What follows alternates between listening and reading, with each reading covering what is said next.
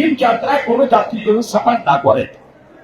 আপনারা যেন তাদের ভাই হিসাবে, আপনারা যেন তাদের সেবক হিসাবে পাশে থাকেন।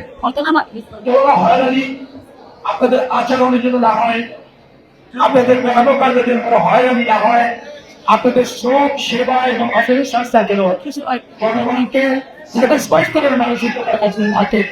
এটাই হচ্ছে আপনাদের প্রতি আপনার আহ্বান এবং মূল্যায়ন। আগামী ঈদ সবারই যাত্রীর শ্রমিকের কর্মকর্তারে মন্ত্রী সেটা তখনই সফল হবে যখন আমরা একটা সুন্দর ব্যবস্থাপনা তাদের কাছে ব্যবস্থাপনাটা নিশ্চিত করতে পারবো। আমি সেটা নিশ্চিত করতে চাই, এক্ষেত্রে আপনাদের অবদান চাই, সহযোগিতা চাই এবং আপনারা নিবেদিত থাকবেন।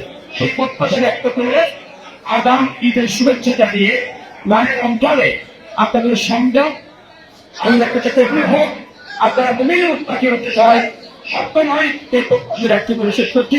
আমরা আপনাদের